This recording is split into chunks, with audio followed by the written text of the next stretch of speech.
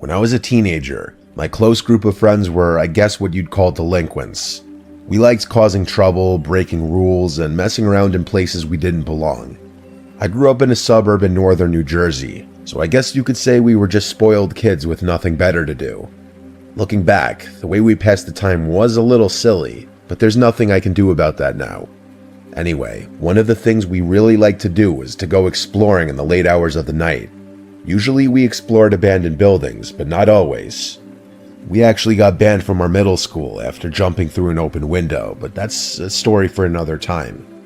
This particular night, we were planning on executing a riskier task.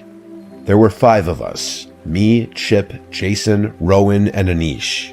Rowan had a tendency to bounce around from job to job, which was kind of a running joke in our squad. He'd lose jobs as quickly as he'd get them, usually for the dumbest reasons you can imagine. He had just picked up a gig as an attendant at a bowling alley a few towns over from us. I'm sure you could see where this is going. He had been entrusted the key to close up the place the night before. Anish was a master of persuasion, and he somehow convinced Rowan to let us explore the bowling alley at like 3 a.m. I'm telling you, Anish could convince someone to give them their kidney. That's how persistent he was. I haven't heard from him in a while. I think he might actually be in jail right now. Anyway, the 5 of us agreed to get a little drunk before going. We all had a substantial amount to drink except for Jason, who refused to go anywhere unless he was the one driving. His dad had a really nice BMW, and Jason liked being able to end our links when he got tired.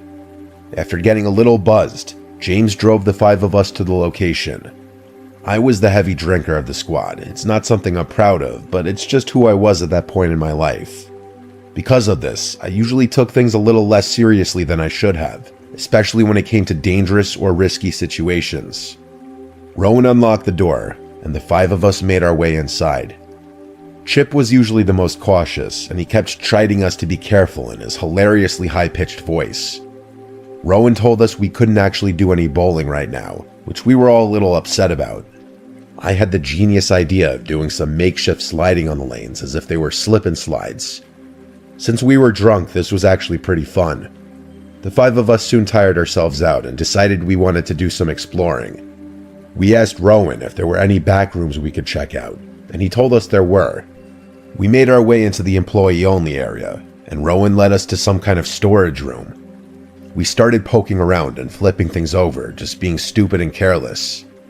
We figured Rowan was going to get fired anyway, so we weren't too concerned with messing things up. As we started getting bored, we heard a deafening bump from below us. The 5 of us froze, staring at each other. Jason, the only sober one in the group, asked if the place had a basement. Rowan looked just as shocked as we were, and told that he had no prior knowledge of a potential basement. Anish grinned, eager to continue exploring. Chip seemed really nervous, telling us that we were probably going to end up getting Rowan fired. We were whispering now, arguing whether we wanted to go look for this hypothetical basement. Just then, Jason lifted the edge of a rug nestled in the corner, revealing a hatch. We were shocked. The atmosphere in the room instantly shifted with the realization that the situation was now serious. Even if we had found the way into the basement, the sound we heard was still unexplained. I don't think any of us really wanted to go down there, but Jason made the first move in his classic level-headed style. He flung the latch open and stared down at the old, rusted ladder leading into the darkness. "Screw this," whispered Chip, motioning for us to leave. Jason ignored him and went for the stairs. He pulled out his phone and shined the flashlight into the blackness. Without another word, he descended into the abyss. I could tell Rowan, Anish, and Chip were a little scared, understandably. I still had a lot of liquid confidence, so I decided I'd go next. Anish followed behind me and Rowan brought up the rear. Chip refused to come down with us. The 4 of us pulled out our phone flashlights and began exploring the basement that had been hidden for some reason. It was filled with dust and cardboard boxes, stacked up to the ceiling. There was nothing else down there, or at least that's what we originally thought. Anish noticed a door in the corner, and we walked over to it. Jason put his hand on the handle, but a split second before he was going to open it, we heard a distinctive bump come from the other side, which sounded identical to the one we heard earlier. We looked around at each other, with horrified looks on our faces. I could tell we were all thinking the same thing.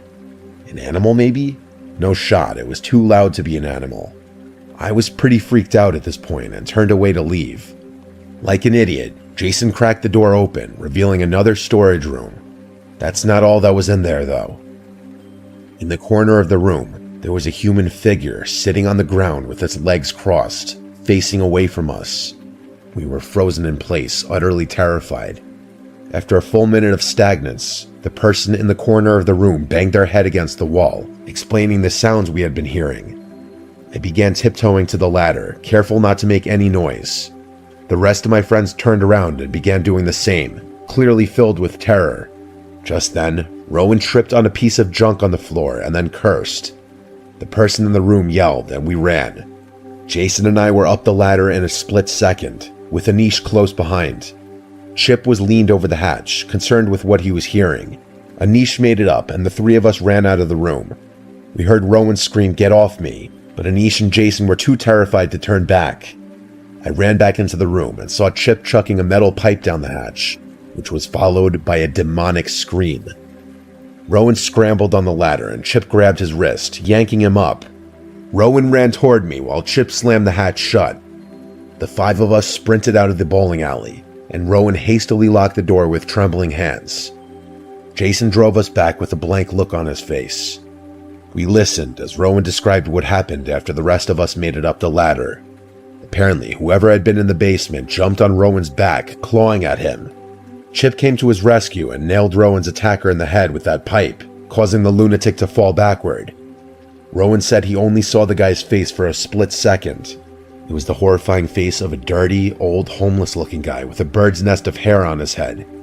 Rowan ended up quitting the next day without giving his boss an explanation, as it was definitely illegal what we had done.